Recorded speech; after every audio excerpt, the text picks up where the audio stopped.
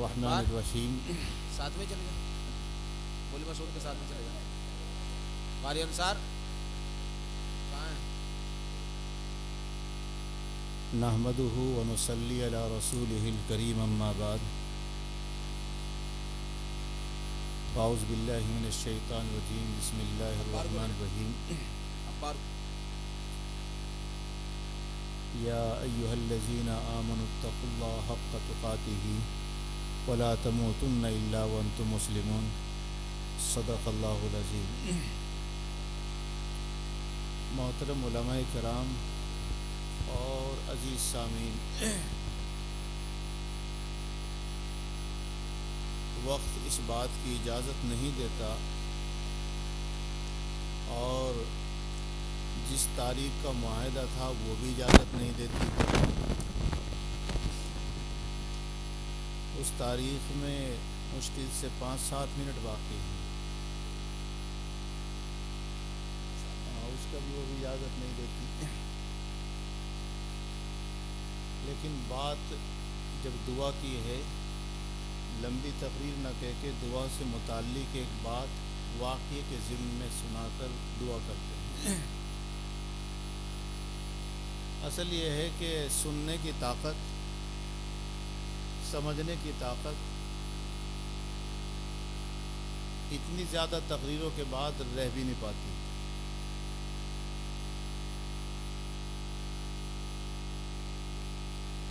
اور اگر کسی گنے سے 2-3 دفعہ رس نکال لیا گیا ہو، پھر کہاں امید ہے اس میں سے رس نکلنے کی؟ اس کا تو ریزہ ریزہ ہو جائے گا، ٹکڑے ٹکڑے ہو جائیں گے. تو اب میں دیکھ رہا ہوں کہ تھوڑا بہت پانی ڈال کے کچھ تو رس نکالنا چاہیے. یا سبھی کو شوگر ہے بھائی؟ شوگر تو کم ہی لوگوں کو ہے.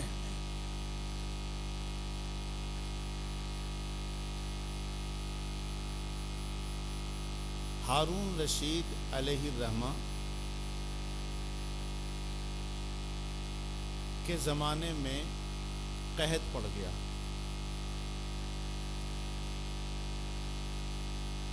واقعہ ہے، اس میں عبرت بھی ہے، دعا کا پہلو بھی ہے. تمام حضرات غور کے ساتھ میں سنیں، بہت قیمتی واقعہ ہے. انشاءاللہ دعا ہو جائے قحط گی. 1 سال ہوا، بارش نہ ہوئی. جب بارش نہ ہوئی تو غلہ نہیں ہوا. 1 سال انسان اپنے سے مانگ کر، پڑوسی سے کسی نہ طریقے سے کسی دکان سے چلا سکتا ہے اگر پیچھے سے غلہ دوسری چیز شامل نہ ہو. 1 سال ایسا گزرا تو اگلا سال بھی گزر گیا.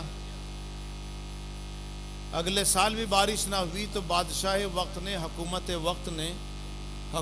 وقت 1 سال کا اتنا غلہ رکھتی ہے ہر حکومت کہ جس سے اگر کسی کو غلہ نہ ملے تو پورے لوگوں کا خرچہ 1 سال کا چل جائے، 1 سیزن کا. اتنا غلہ ایکسٹرا رکھا جاتا ہے. جب وہ اتفاقاً خرچ نہ ہو یا پھر نیا آ جائے تو اس پرانے کو بدل دیتے ہیں. بدلنے کا ایک طریقہ تو یہ ہے کہ مارکیٹ میں نکال دیتے ہیں. ایک طریقہ یہ ہے کہ سرکار اپنے کسی اسکیم میں اس کو لگا دیتی ہے. جیسے کہ وہ ہمارے ملک میں بھی تقسیم ہوتا ہے، کہیں اسکول میں کھانے کے لیے اسے استعمال کر لیتے ہیں، کئی لوگوں کے درمیان غلہ تقسیم کرنے کے لیے مہینے کے طور پر.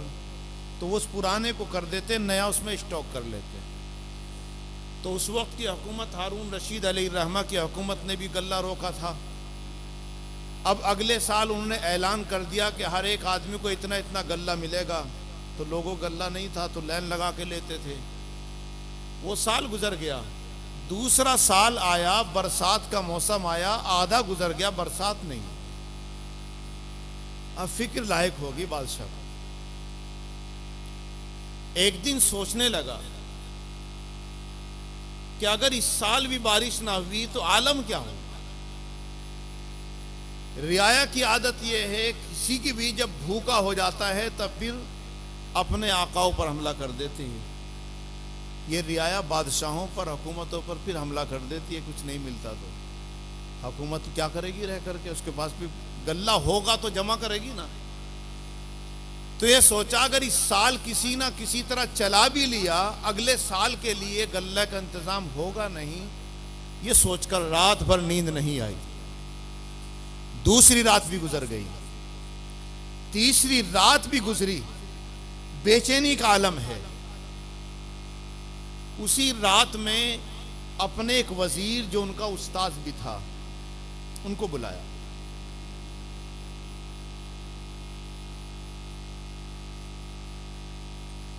ہارون کیونکہ یہ بادشاہ تھے، جن سے پڑھتے تھے وزیر بھی بن جاتے تھے. ان کے اس پر ایک واقعہ یہ بھی آیا، جب بادشاہ بنے تو ہارون رشید کو ایک شرارت سی سوچی. استاد جو پڑھایا کرتے تھے وہ شاہی بچوں کو، ان کو بھی پڑھایا تھا. اب یہ بادشاہ بن گئے، لیکن انہوں نے اپنے دربار میں دیکھا تھا کہ جب بھی آئے تو اپنا وظیفہ انہوں نے منہ سے مانگا نہیں. جو مہینے کا وظیفہ متعین تھا، بس چپکے سے آ کے بیٹھ جایا کرتے تھے. جب پوچھتے تھے تو کچھ اور بات بتاتے تھے. تو انہوں نے شرائط یہ سوچی کہ ان کو مجبور کر دوں یہ کہنے کے لیے کہ مجھے تنخواہ دے دو، دیکھوں ان کے بہانہ کوئی باقی رہتا ہے نہیں رہتا. تو جیسے ہی آئے وہ استاد یہ بادشاہ بن گئے کہ استاد جی کیوں آئے ہو؟ کہا مبارکبادی دینے آیا. اللہ نے آپ کو بادشاہ بنا دیا، اس کی مبارکبادی دینے کے لیے آیا. کہ کبھی کچھ اور کام کے لیے آئے ہو؟ تنخواہ ونخواہ مانگنی ہو؟ کہا جی میں تو اسی کام کے لیے آیا، اگر اللہ نے بادشاہ کو عقل دی ہے تو وہ خود ہی سمجھدار ہے. تو کہہ دیا بھائی اس کو 1000 دینار جو متعین تھے دے دو. اور کہہ دیا حضرت آئندہ سال اس سے بھی بڑی خوشی مجھے مل جائے، مجھے مبارکبادی دینے مت آنا. کہ ٹھیک ہے. آئندہ مطلب مہینے میں، وہ مہینہ پورا ہوا پھر آ کے بیٹھ گئے. کہا کیوں آئے ہو؟ کہا پتہ یہ چلا تھا کہ آپ کے سر میں درد ہوا، سوچا تیمارداری کر لوں. وہ تو منع تو اس سے کیا گیا تھا نا مبارکبادی سے. کہا میں تو تیمارداری کے لیے آیا ہوں. کہا کبھی کچھ اور مقصد ہو؟ کہ تو بس اللہ جانے اور بادشاہ جانے. اگر اللہ نے اس کو ٹھپی بنا رکھا تو کون جانے بھائی، اگر عقل دی ہے تو اسے کچھ کہنے کی ضرورت کیا ہے. تو کہا بھائی میں سمجھتا ہوں کس لیے، دے دو ان کو 1000 دینار. اور اس کے بعد یہ کہا دیکھ اب کے بہانہ ان کے پاس نہیں چھوڑوں گا میں. حضرت خوشی ہو یا غم یا میں مر بھی جاؤں، میرے یہاں بالکل مت آنا ان چیزوں کے، نہ غم میں شریک ہونے کے لیے نہ خوشی میں شریک ہونے کے لیے. کہ ٹھیک ہے. اب سوچ رہے ہیں کہ اب دیکھو کس بہانے سے آتا. اب تو کہیں گے کہ مجھے تنخواہ دے دو، اب تو کہیں گے آ کے چندہ دے دو، سالانہ جلسہ ہو گیا. ورنہ جلسہ قائم کرنے کا مطلب کیا ہے؟ آپ بھی عقل مند ہے، سمجھ گئے تھے اس لیے دیا آپ نے.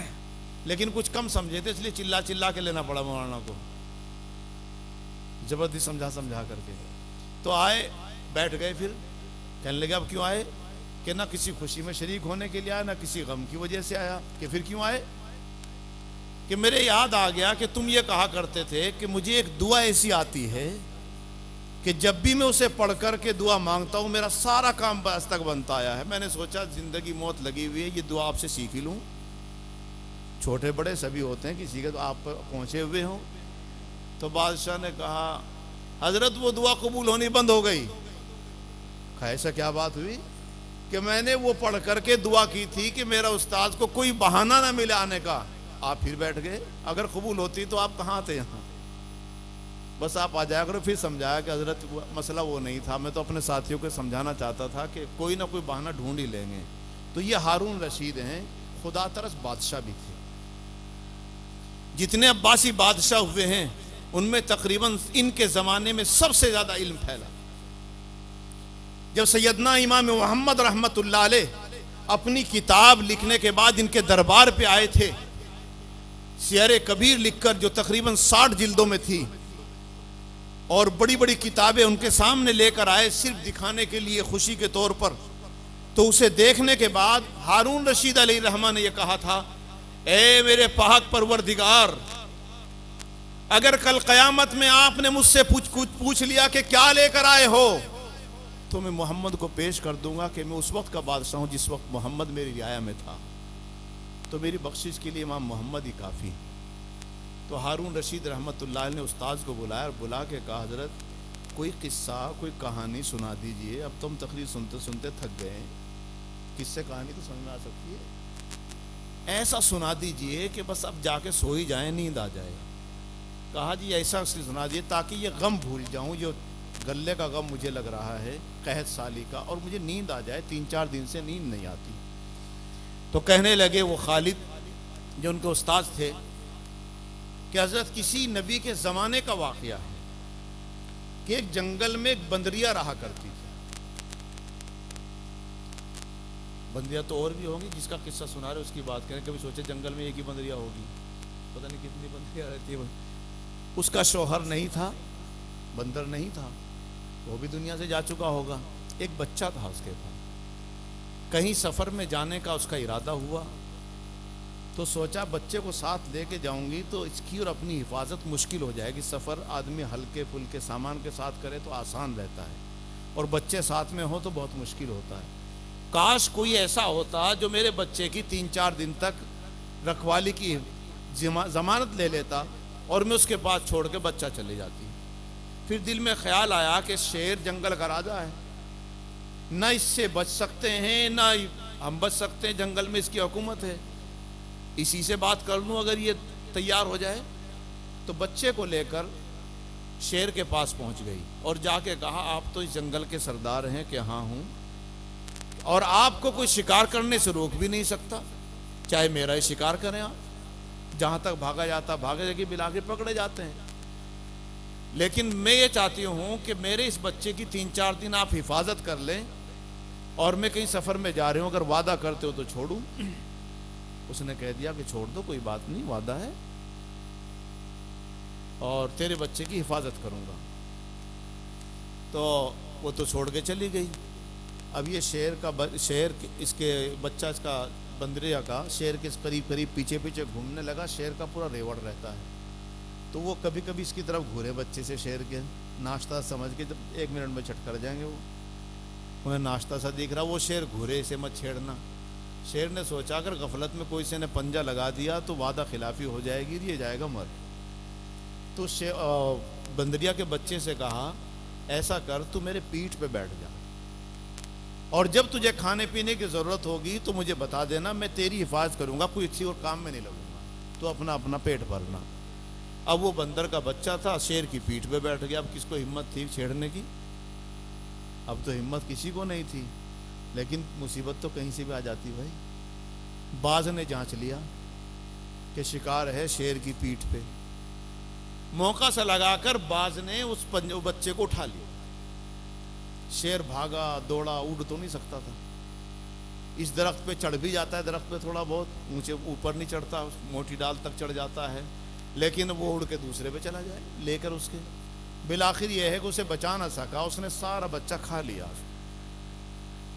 اب وہ 3-4 دن کے بعد جب بندریا آئی اور پتہ چلا بچے کا یہ حشر ہوا, ماں تھی, یہ تو ہے بھئی میرے سامنے چھینے گا, ہو سکتا ہے وہ بچا سکتی تھی. تو ایک دم سے بگڑ گئی شیر, اور بگڑنے کے بعد کہنے لگی کس نے تجھے سردار بنا دیا تھا, کیوں ذمہ داری لیتے ہو اپنے اوپر, ایک چھوٹے سے بچے کی حفاظت نہیں کر سکے؟ اگر نہیں کرنی تھی تو جواب دے دیتے, میں اپنے بچے کو ساتھ لے جاتی, کیا پتا کیسے تڑپا ہوگا, کیسے کاٹا ہوگا, کیسے کھایا ہوگا, ہو سکتا ہے میں بچا سکتی ہو, لیکن کوشش تو کرتی, اور تیرے بھروسے چھوڑ کے میں چلی گئی. تو جنگل کا سردار بننے کے قابل نہیں ہے. شیر نے کہا کہ تیرا غصہ جائز ہے, تھوڑی بات سن میری. یہ واقعہ سنا رہے ہیں ہارون رشید کو کہ تیرا غصہ جائز ہے, لیکن مجھے بتا میری حکومت زمین پہ ہے یا فضا پہ بھی ہے؟ میں بادشاہ زمین کا ہوں, ہواؤں کا اور فضاؤں کا بادشاہ نہیں ہوں. جب وعدہ کر لیا تھا اگر تیرے بچے کے لیے مصیبت زمین سے آتی تو جان پر کھیل کر حفاظت کرتا, تیرے بچے کو بچاتا. لیکن جب مصیبت اوپر سے آئی جہاں میرا بس نہیں چلتا, تو لہٰذا اس پر مجھے ملامت نہ کر. جہاں سے مصیبت آئی ہے وہ میرے حکومت کے دائرے میں نہیں آتا. تو یہ سنا کر ہارون رشید سے ان کے استاد نے کہا بادشاہ سلامت, مصیبت 2 طرح کی ہوتی ہے. ایک وہ جو بندوں کے اعمال و افعال اور کردار سے پھیلتی ہے, اختلاف سے پھیلتی ہے, لڑائی ہوتی ہے اختلاف سے، جھگڑے ہوتے ہیں، دشمنیاں پھیلتی ہیں، قتل و غارت گیری ہو جاتی ہے، آپسی توڑ سے دشمنیاں پھیلتی ہیں، یہ بھی مصیبت ہے۔ نفرتوں سے جو پھیل رہی ہے مصیبت آپ بھی سمجھ رہے ہیں، تو یہ اب لوگوں کے اختلاف کی بنا پر ہوتی ہے، تو یہ مصیبت زمینی ہے۔ اور ایک مصیبت وہ ہے جو آسمان سے آتی ہے، بارش نہ ہونا، نہ آپ کے قبضے میں، نہ میرے قبضے میں بارش برسانا، نہ کسی اور کے قبضے میں ہے۔ ہاں، دنیا کی مصیبت کو جو پھیل جائے اس کو کنٹرول کرنا آسان نہیں ہے، ایک دن میں نہیں، 2 دن میں نہیں، کئی دنوں میں نہیں، بڑی مشکل سے دل ملتے ہیں۔ اگر خاندانوں میں بڑھ جائے، برادریوں میں بڑھ جائے، مذہبوں میں بڑھ جائے تو بہت مشکل ہوتا ہے اس کو پھر جوڑ پہ لانا، بہت مشکل ہوتا ہے، اور ایک دوسرے کو منانا بہت مشکل ہو جاتا ہے جب غصے ہو جاتے ہیں۔ لیکن جو مصیبت اوپر سے آئی، نہ وہ آپ کی حکومت کی، آپ کے بس کی، نہ میرے بس کی ہے، دنیا کی ہوتی میں کہتا آپ ہی اتفاق کر لیجئے، لیکن یہ اللہ کی ناراضگی کی وجہ سے ہوئی۔ بارش رکنا خدا تعالیٰ کی ناراضگی کا سبب ہے، جب خدا تعالیٰ کی ناراضگی کا سبب ہے تو خدا کو راضی کرنا ہے، اور اس سے راضی کرنے کا فاصلہ کتنا ہے؟ 2 آدمیوں میں اتفاق کرنا بہت مشکل، لیکن خدا کو منانا بہت آسان ہے۔ فرمایا بادشاہ وقت اگر یہ پیشانی اور یہ سجدے کی جگہ یہ فاصلہ ہے صرف خدا تعالیٰ کو راضی کرنے کا، اس سے زیادہ فاصلہ نہیں۔ اگر دنیا کا بادشاہ پورے عالم کے بادشاہ کے سامنے گڑ گڑائے گا، مجھے امید ہے خدا تعالیٰ اس کی دعا ضرور قبول کریں گے۔ ہارون رشید کہنے لگے، میرے استاد جائیے آپ، اب میں جانوں میرا خدا جانے۔ اور وہ جیسے ہی نکلیں اپنے لباس کو چینج کر دیا، فقیرانہ لباس پہنا، تاج و تخت جو تھا وہ الگ کر دیا، اور نماز پڑھنے لگے، زار و قطار روئے، اور رو کر سجدے میں گر گئے۔ گرنے کے بعد دعا کرتے ہیں، یا رب العالمین، اے پاک پروردگار، آپ نے مجھے زمین کا سردار، لوگوں کا سردار اور مالک بنایا ہے، حقیقی مالک آپ ہیں۔ اگر آپ میری وجہ سے اگر آپ ناراض ہیں، جو آپ نے اپنی بارش روک لی ہے، تو میرا سر حاضر ہے، میرا جسم حاضر ہے، اپنی رعایا پر، میری رعایا پر، اپنی مخلوق پر اے اللہ یہ تنگی نہ کر، ساری سزا مجھے دے لے۔ اور اگر کسی بندے کی وجہ سے ہے تو آپ نے مجھے ان بندوں کا سردار بنایا ہے، میں یہ پیشانی لے کے تیرے سامنے حاضر ہو گیا ہوں، ان بندوں کے لیے، اپنی ذات کے لیے نہیں۔ اے اللہ اپنے غصے کو کم کر دیجئے اور بارش برسا دیجئے۔ حضرت ہارون علیہ الرحمہ روئے ہیں، رونے کے بعد اسی رات کی صبح اللہ نے بارش برسا دی۔ خدا کو منانا مشکل نہیں، اس کی کچھ شرطیں ہیں، کسی کا حق نہ دبا رکھا ہو، کسی کا دل نہ دکھا رکھا ہو، یہ 2 چیزیں نہ ہوں، فوراً دعائیں قبول ہوتی ہیں۔ آدمی سب کچھ سوچتا ہے، رو بھی لیں، جماعت میں بھی چلے جائیں، لیکن جس کا دبا رکھا وہ دینا بھی نہ پڑے۔ بس کبھی کبھی ایک جماعت کی بڑی سی کی دعوت کر دو، شاید اللہ راضی ہو جائے گا، نہیں۔ حقوق اللباس ضروری ہے، ان کو پورا کرنا پڑے گا، جب جا کر کے خدا تعالیٰ راضی ہوں گے تو اللہ تبارک و تعالیٰ کو راضی کرنے کے لیے ہم اور آپ بیٹھے ہوئے ہیں۔ تقریر آپ نے جوشیلی بھی سن لی اور اس سے بھی زیادہ سن لی ہے۔ اب دعا مانگنے کے لیے اللہ رب العزت سے تیار ہوں، یہ اللہ کا کلام ہے جس کے واسطے سے ہم اور آپ بیٹھے ہیں، اور فرما کر ہم سب کے لیے خیر کا ذریعہ فرمائے۔ اب درود پڑھ لیجئے، اور ساتھ میں یہ ہے کہ جب خدا تعالیٰ سے مانگنا ہو تو تھوڑا سا ایسے مانگیے جیسے لپٹ جاتا ہے کوئی پیروں سے۔ اگر ماں بگڑ جائے، ناراض ہو جائے، بچہ پیر پکڑ لے، امی امی کرنے لگے تو کیا منا نہیں لے گا؟ ابا کو پیر پکڑ لے، ابا ابا کرے تو پکار، لیکن جب وہ پکارتا ہے پھر نہیں دیکھتا کون تیرے چہرے کو دیکھ رہا ہے، کون کسے دیکھ رہا ہے۔ بس اللہ رب العزت سے مانگو، کچھ دیر کے لیے خدا تعالیٰ کی طرف متوجہ ہو جاؤ۔ اگر تھوڑا سا لگتا ہے کہ شاید وہ چہرہ دوسرے کو نظر آئے گا، خیال ادھر جاتا ہے، تو لائٹ بند کر دیجئے اور پھر دعا مانگ لیجیے، ورنہ تو خدا تعالیٰ دیکھ ہی رہے ہیں۔ تھوڑا سا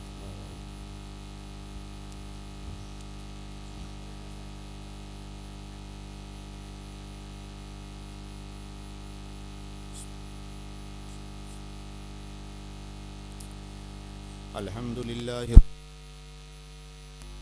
والصلاة والسلام على سید المرسلین وعلى آله وأصحابه أجمعين برحمتك يا أرحم الراحمين.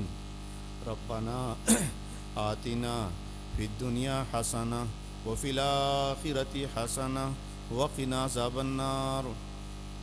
ربنا آتنا في الدنيا حسنة وفي الآخرة حسنة وقنا عذاب النار. يا حي يا قيوم برحمتك نستغيث. يا حي يا قيوم برحمتك نستغيث. يا حي يا قيوم برحمتك نستغيث. ربنا ظلمنا أنفسنا وإن لم تغفر لنا وترحمنا لنكونن من الخاسرين. ربنا ظلمنا أنفسنا وإن لم تغفر لنا وترحمنا لنكونن من الخاسرين. ربنا لا تؤاخذنا إن نسينا وأخطأنا. ربنا ولا تحمل علينا إصرا كما حملته على الذين من قبلنا. ربنا ولا تحملنا ما لا طاقة لنا به واعف عنا واغفر لنا وارحمنا أنت مولانا فانصرنا على القوم الكافرين. فانصرنا يا مولانا على القوم الكافرين. فانصرنا يا مولانا على القوم الكافرين.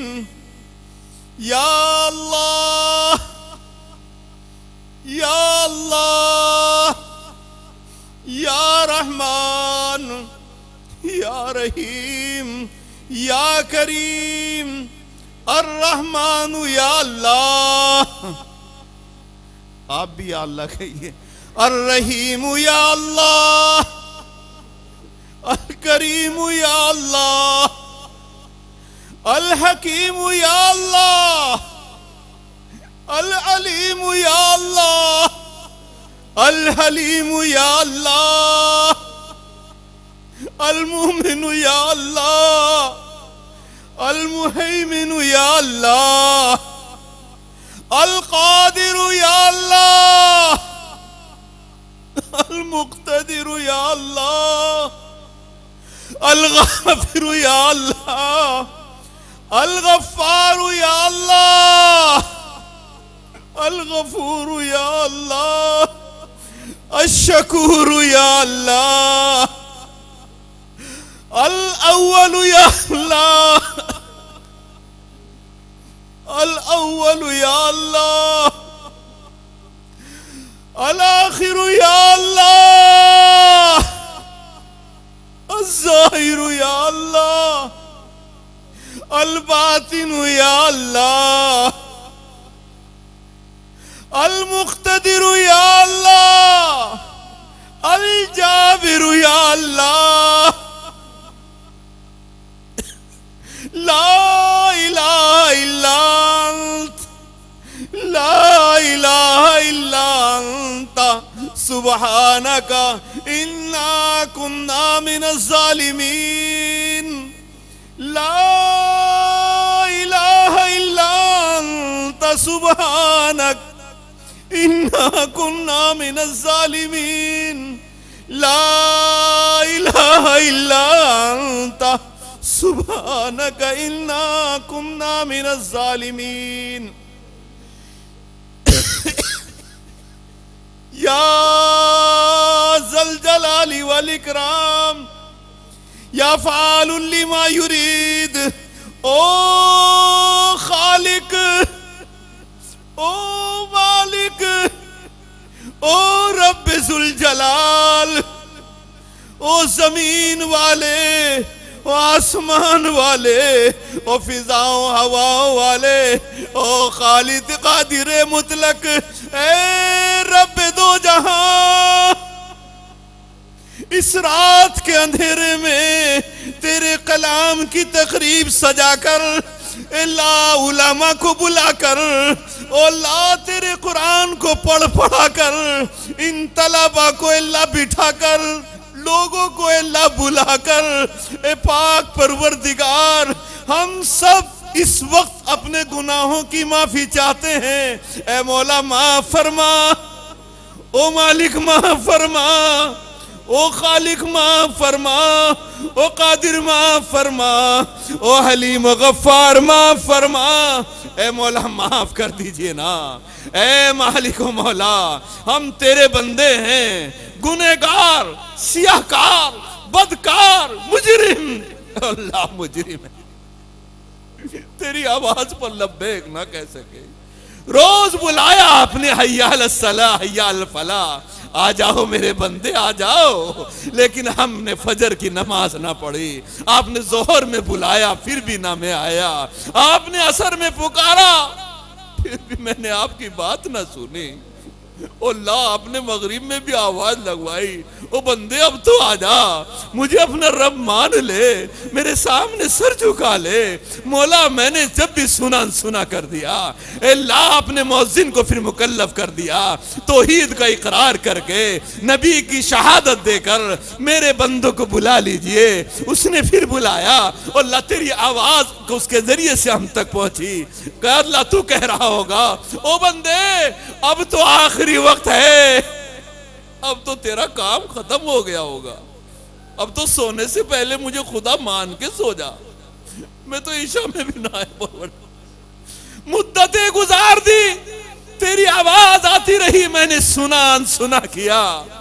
تو نے آوازوں بھی پابندی لگوا دی، تو نے ہماری اذانوں پر ہی پابندی لگوا دی. تو کہہ رہا ہوگا مسلمانوں تم تو میرے تھے، تم نے ہی نہیں سنا. او پاک پروردگار ہمیں معاف کر دی. ہم گنہگار، ہم سیاہکار، ہم بدکار ہیں، اعترافی مجرم ہیں. او اللہ یقیناً تو ناراض ہے اور اٹھے خدا مان جائیے نا. ہماری شکلوں کو دیکھ لی، ان بچوں کا قرآن کا واسطہ لے لیجئے. انہوں نے چٹائیوں پر بیٹھ کر او اللہ اپنی ایڑیاں گھسائی ہے تیرے کلام کو پڑھنے کے لیے.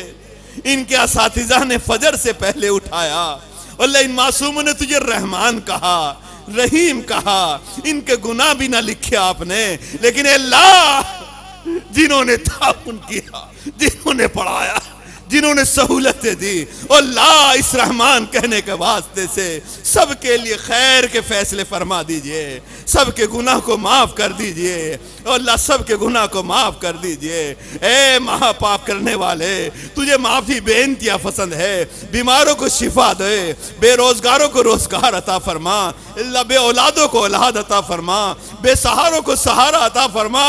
اے خالق و مالک آج مشرق سے لے کر جنوب تک، شمال سے لے کر جنوب، مشرق سے مغرب تک تیرے حبیب کی امت بے سہارا ہے. او اللہ حکومتیں ہیں لیکن سب مال کے پجاری ہیں، التداد پھیل رہا ہے، تیرے بندوں پر ظلم ہے، بربریت ہے. او اللہ معصوموں کا قتل ہے، ملبے نیچے دب گئے. اللہ بچے مائیں اپنے معصوم مردہ بچوں کو، شہیدوں کو اپنے ہاتھ میں لے کر تجھے پکارتی ہیں. اے رب ذوالجلال ہم تو ان کے لیے رو بھی نہیں سکتے، ہماری آواز روک لی گئی، ہمارا احتجاج روک لیا گیا. اے اللہ ہمارے گناہوں کی سزائیں ان کو ملی ہے. رب کریم معاف کر دیجئے نا، مولا معاف فرما. تجھے واسطہ تیری خدائی کا، تجھے واسطہ تیری کبریائی کا، تجھے واسطہ تیری عظمت کا، تیرے رسولوں کا، تیرے فرشتوں کا، پیارے حبیب کا واسطہ لے لیجئے. میرے پیارے حبیب، اپنے پیارے حبیب محمد عربی صلی اللہ علیہ وسلم کے رات کے رونے کا واسطہ لے لیجئے، اس نبی کا واسطہ لے لیجئے کہ جن کے پاس آپ نے اسرائیل بھیجا کہ اجازت مانگو، آنا چاہتے ہیں تو لے آؤ، نہیں آنا چاہتے ہیں جتنی عمر چاہتے ہیں دے دوں گا، لیکن اے اللہ تو نے اس کو مکلف کیا، اور وہ کہتا ہے اسرائیل جا کر میرے رب سے یہ تو پوچھو اگر میں آ گیا تو میرے بعد میری امت کا کیا ہوگا؟ رب آپ نے وعدہ کیا تھا کہ میں ان کو تنہا نہیں چھوڑوں گا، اللہ تیرے در کے سوا ہمارا کوئی در نہیں ہے، دنیا کا بھکاری کہیں اور جا کے مانگ لے گا، ہم تو آپ ہی کے در کے بھکاری ہیں مولا، کہاں جائیں گے؟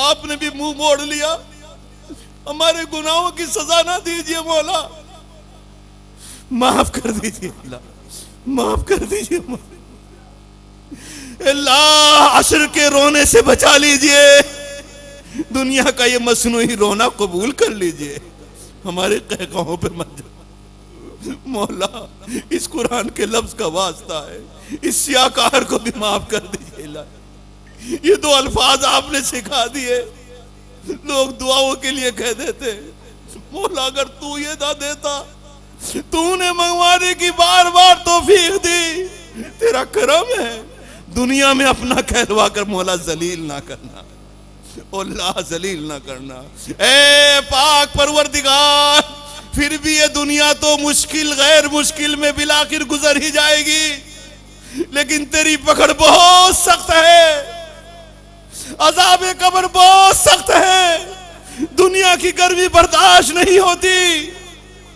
اور اب جب اس دنیا سے اٹھانا معاف کر کے لے جانا مولا، وہاں کے عذاب سے بچا لے، ہمارے ماں باپ کو بچا لیجئے، ہمیں معلوم نہیں جو انتقال کر چکے قبر میں کیا حال ہوگا، اللہ انہوں نے ہمیں گود میں پالا، ماں نے پیٹ میں رکھا، میرے مولا ان کے قبر کا عذاب اٹھا لیجئے نا، اللہ اٹھا لیجئے نا، معاف کر دیجئے نا، ہمارے ماں باپ چاہیے بچوں کو، وہ تیری رعایا اور تیری مخلوق ہے مولا، اللہ معاف کر دیجئے، اللہ معاف کر دیجئے، اپنے حبیب کے واسطے معاف کر دیجئے، ہماری بے کسی کا واسطہ لے لیجئے، تیری زمین پر رہتے ہیں، تیرے آسمان کے نیچے رہتے ہیں، کسی کا نہیں کھاتے پروردگار، تیرا ہی مقروض ہے، اللہ یہ قرض ہم سے ادا نہیں ہو پا رہا پروردگار، ہماری ان دعاوں کو قبول کر لیجئے، ہماری توبہ قبول کر لیجئے، اللہ یہ تو ہم نے مانگا تو اپنی شان نصیب فرما، ان دعاؤں کو اپنے پیارے حبیب محبوب محمد عربی صلی اللہ علیہ وسلم کے صدقے اور اپنے فضل و کرم سے قبول منظور فرما، صلی اللہ علیہ وسلم۔